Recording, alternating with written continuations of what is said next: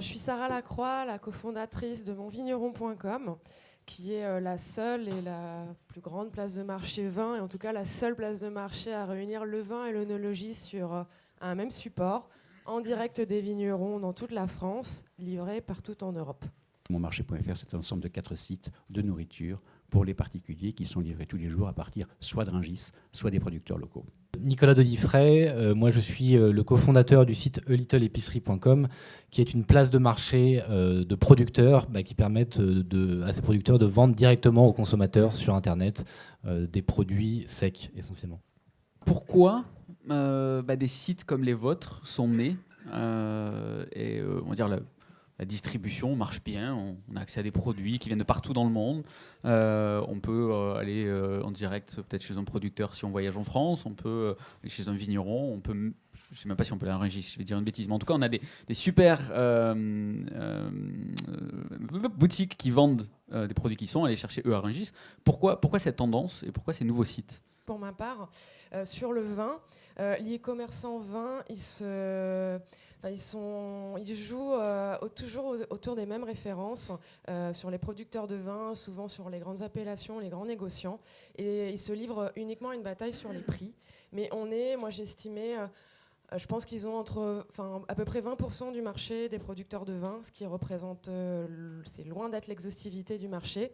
Et je pense que la solution place de marché, tout le monde n'est pas en place de marché, mais la solution place de marché permet de proposer un catalogue bien plus important avec tout ce qui est sécurité de paiement que l'on peut avoir via une plateforme, une qualité de service que l'on n'a pas en direct producteur, je dirais, et avec cette représentativité-là vers des choses peut-être plus atypiques que les e-commerçants qui requièrent des volumes et des négociations sur les marges plus importantes. C'est-à-dire que la guerre des prix sur le vin en ligne n'est pas une bonne guerre ? Alors, c'est une bonne guerre pour le client. Néanmoins, on est toujours sur les mêmes références. Moi, j'avoue que j'ai pas toujours envie d'acheter des grands crus de Bordeaux pour mes vins de tous les jours. On parlait de plaisir tout à l'heure. Moi, je me régale de Pic Saint-Loup, des choses peut-être, on va dire, plus confidentielles et que j'ai pas forcément envie d'acheter en bas de chez moi, ou peut-être que mon caviste ou mon hypermarché en bas de chez moi me propose pas non plus des références qui me conviennent. Et là, je pense que ça va faire le lien avec ce que vont dire mes collègues. J'ai peut-être envie d'avoir une histoire quand j'achète quelque chose que le direct producteur me vend plus qu'un hypermarché. Alors avant d'avoir une histoire, il faut déjà se nourrir et si possible bien manger. Nous avons en l'occurrence une fréquentation des marchés classiques parisiens qui est pour moitié en semaine et 100% le week-end. Ça veut dire que la moitié des gens mangent assez mal des produits frais pendant la semaine. Et la plupart des gens aimeraient bien manger de bons produits frais pendant la semaine aussi. Donc, la réponse en ligne, par exemple dans monmarché.fr, c'est de leur dire, on vous livre chez vous en one-stop shopping l'ensemble des produits, viande, fromage, poisson, fruits, légumes, qu'ils soient bio, qu'ils soient locavores, qu'ils soient simplement traditionnels, et avoir pour ces personnes la possibilité de les recevoir chez eux à domicile alors qu'ils les ont commandés à minuit. C'est effectivement une offre complètement différente puisque ça allie le côté traditionnel du marché et la modernité d'Internet. Quand on y réfléchit depuis des centaines d'années, notamment au travers des révolutions industrielles, tous les marchés sont allés de plus en plus vers de la concentration, vers de la déshumanisation, vers de la standardisation. Et on sent aujourd'hui dans la société un besoin au contraire de réhumaniser, de faire du local, de faire de l'unique, de créer des relations avec ses consommateurs. Et donc finalement, quand on réfléchit, les tendances de ces dernières années ont vraiment été en défaveur des artisans et des producteurs, puisque eux ne pouvaient pas profiter de la centralisation, de la standardisation, mais au contraire se retrouver face à des distributeurs qui, eux, s'étaient concentrés, s'étaient standardisés. Et Internet est un outil extraordinaire qui permet l'émergence de ces places de marché, puisqu'il casse en fait ce phénomène en donnant accès directement aux producteurs pour le consommateur. Et donc c'est quelque chose de nouveau que l'Internet permet. Il y a toujours ce désir de revenir à la source, cette tradition, cette proximité du producteur, mais elle s'exprime différemment, à la fois selon les produits et selon sans doute le panier moyen ou les ressources de chacun des consommateurs. Je pense que ça ne s'adresse pas uniquement Bobo pour une simple et bonne raison. C'est quoi finalement consommer local ? C'est avoir des bons produits à des tarifs plutôt avantageux parce qu'on a supprimé les intermédiaires. Donc ça s'adresse finalement en effet aux bobos, mais aussi à ceux qui font attention à leur portefeuille. Je pense que ça concerne une majorité de Français. Oui, et je crois que cette impression que parfois ce marché s'adresse essentiellement aux bobos, c'est aussi parce qu'il faut le reconnaître, il y a encore des barrières à faire tomber.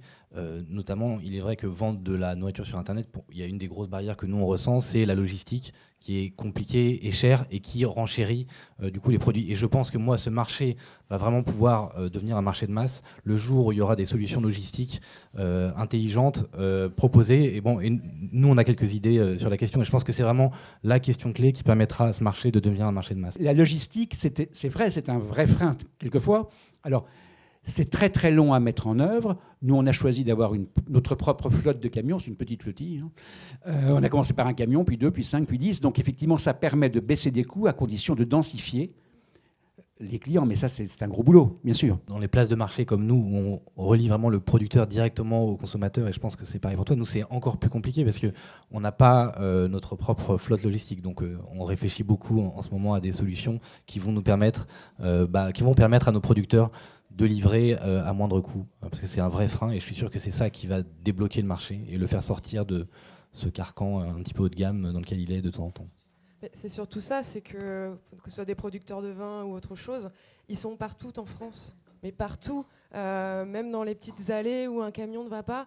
Donc moi, mon travail pendant plus de 3 mois, ça a été de trouver un prestataire qui puisse aller partout en France, livrer n'importe où en Europe, et qui, suivant les volumes de vente et les destinations, propose des tarifs qui soient encore relativement avantageux pour le client. Mais le fait d'avoir des volumes pour avoir aussi la prestation et les prix négociés, c'est vraiment le serpent qui se mord la queue, c'est nos problématiques quotidiennes. Moi, j'ai envie de parler des 2 places de marché qui sont les vôtres.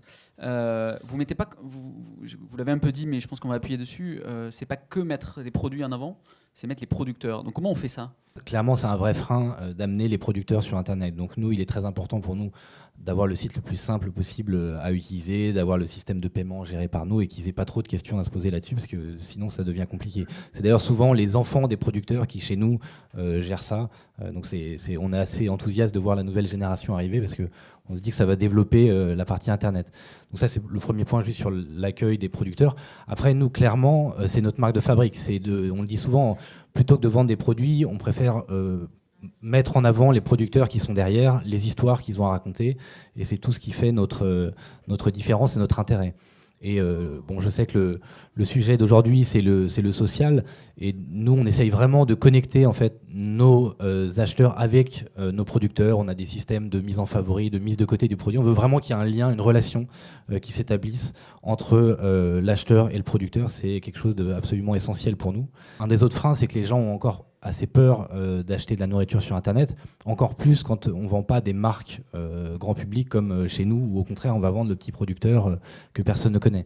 Et donc les gens, comme ils ne sont pas rassurés par la marque, ils ont besoin d'être rassurés par la communauté et par le fait d'avoir un contact direct avec le producteur. Donc c'est absolument essentiel pour nous. Ma plus grande difficulté, moi, c'est pas l'acquisition de trafic côté B2C, c'est le B2B. Parce que je me suis en fait aperçu que mon métier maintenant c'était consultante web marketing pour les vignerons en leur vendant la place de marché. Pourquoi ? Alors c'est pas méchant ce que je vais dire, mais alors le métier de vigneron c'est quand même difficile parce que soumis aux aléas de la météo. Je pense que ça doit être très très dur. J'ai l'impression qu'ils vont de A, mais ils vont pas jusqu'à Z. Ils vont penser à la commercialisation classique, mais par exemple moi je suis vraiment confrontée à des domaines qui n'ont pas de photos de leurs produits, qui n'ont pas de carton adapté à l'envoi de leurs produits, qui ne savent pas parler de leurs produits, etc., etc. Et donc je me dis, oulala, alors ok que vous ayez personne pour faire du web marketing, du community management, je l'entends et je veux bien le comprendre.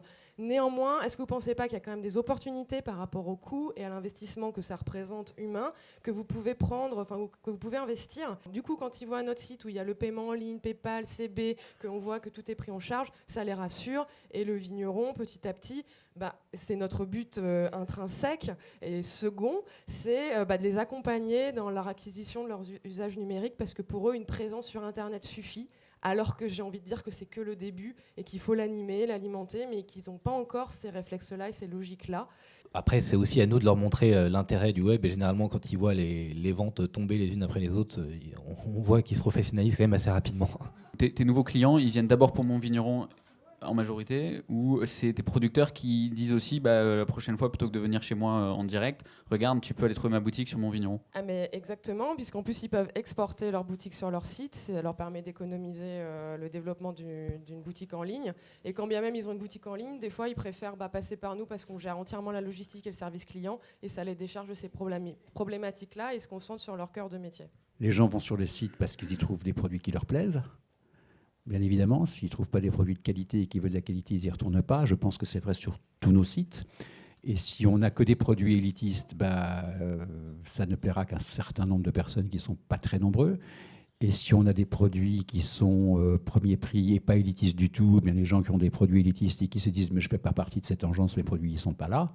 Il faut donc, la grande difficulté, c'est qu'il faut trouver un équilibre qui correspond à la fois à l'audience que l'on veut avoir, au goût des personnes qui représentent cette audience et à la qualité intrinsèque qui correspond à ce goût. Donc c'est tous ces équilibres-là. En fait, il y a une recherche marketing invraisemblable parce qu'en même temps, il faut de la confiance, donc il faut créer ce marché.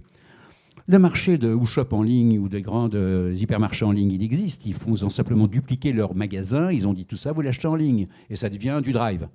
Mais ce n'est pas du tout ça que cherchent les gens quand on se rapproche du local, quand on veut manger différemment. Là, il faut créer un marché réellement pour qu'on comprenne pourquoi ce qu'on va trouver. Par exemple, chez mon voisin, je suppose qu'on va trouver de l'épicerie fine ou moyennement fine, mais qui sera différenciante par rapport à ce qu'on trouve dans les grandes surfaces. Ce n'est pas le même produit.